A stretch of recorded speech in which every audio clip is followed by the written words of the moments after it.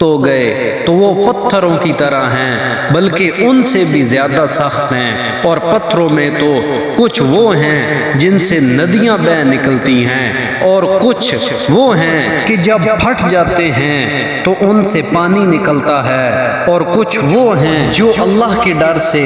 گر پڑتے ہیں، اور اللہ تمہارے اعمال سے ہرگز بے خبر نہیں۔ تو اے مسلمانوں، کیا تم یہ امید رکھتے ہو کہ یہ تمہاری وجہ سے ایمان لے آئیں گے؟ حالانکہ ان میں ایک گروہ وہ تھا کہ وہ اللہ کا کلام سنتے تھے اور پھر اسے سمجھ لینے کے بعد جان بوجھ کر بدل دیتے تھے، اور جب یہ مسلمانوں سے ملتے ہیں تو کہتے ہیں کہ ہم ایمان لا چکے ہیں، اور جب آپس میں اکیلے ہوتے ہیں تو کہتے ہیں کیا ان کے سامنے وہ علم بیان کرتے ہو جو اللہ نے تمہارے اوپر کھولا ہے تاکہ اس کے ذریعے یہ تمہارے رب کی بارگاہ میں تمہارے اوپر حجت قائم کرے؟ کیا تمہیں عقل نہیں؟ کیا یہ اتنی بات نہیں جانتے کہ اللہ جانتا ہے جو کچھ وہ چھپاتے ہیں اور جو کچھ ظاہر کرتے ہیں؟ اور ان میں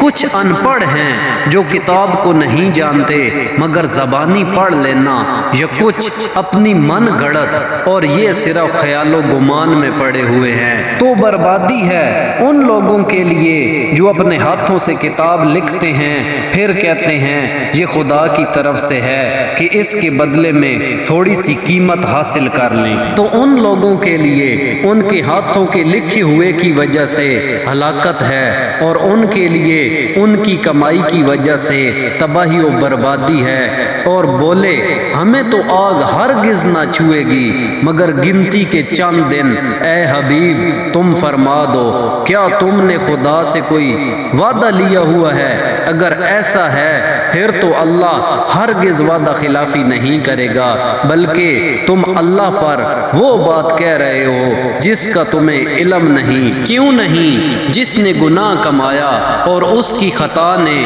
اس کا گھراؤ کر لیا تو وہی لوگ جہنمی ہیں اور ہمیشہ اسی میں رہیں گے، اور جو ایمان لائے اور اچھے کام کیے وہ جنت والے ہیں، انہیں ہمیشہ اس میں رہنا ہے۔ اور یاد کرو جب ہم نے بنی اسرائیل سے عہد لیا کہ اللہ کے سوا کسی کی عبادت نہ کرو، اور ماں باپ کے ساتھ بھلائی کرو، اور رشتہ داروں اور یتیموں اور مسکینوں کے ساتھ اچھا سلوک کرو، اور لوگوں سے اچھی بات کہو، اور نماز قائم رکھو اور زکوٰۃ دو، لیکن پھر تم میں سے چند آدمیوں کے علاوہ سب پھر گئے، اور تم ویسے ہی اللہ کے احکام سے منہ موڑنے والے ہو۔ اور یاد کرو جب ہم نے تم سے عہد لیا کہ آپس میں کسی کا خون نہ بہانا اور اپنے لوگوں کو اپنی بستیوں سے نہ نکالنا، پھر تم نے اقرار بھی کر لیا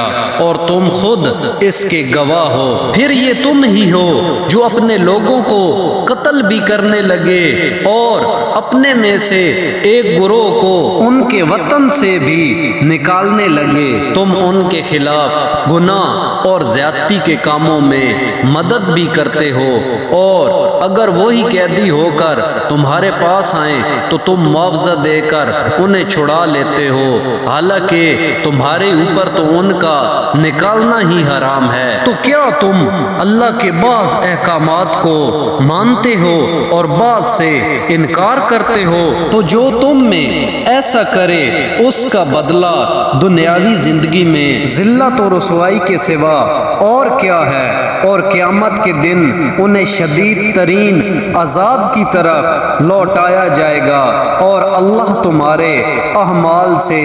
بے خبر نہیں۔ یہی وہ لوگ ہیں جنہوں نے آخرت کے بدلے دنیا کی زندگی خرید لی، تو ان سے نہ تو عذاب ہلکا کیا جائے گا اور نہ ہی ان کی مدد کی جائے گی۔ اور بے شک ہم نے موسیٰ کو کتاب عطا کی اور اس کے بعد پے در پے رسول بھیجے، اور ہم نے عیسیٰ بن مریم کو کھلی نشانیاں عطا فرمائیں اور پاک روح کے ذریعے ان کی مدد کی۔ تو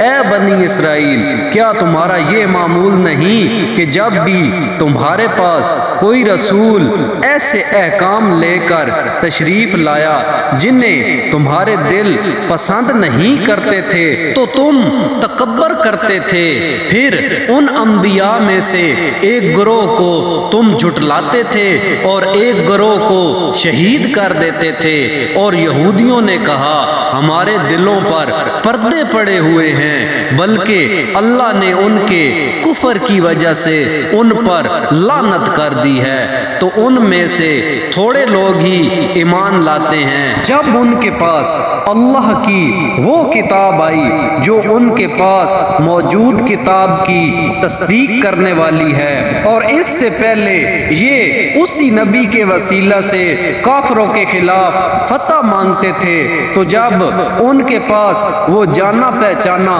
نبی تشریف لے آیا تو اس کے منکر ہو گئے، تو اللہ کی لعنت ہو انکار کرنے والوں پر۔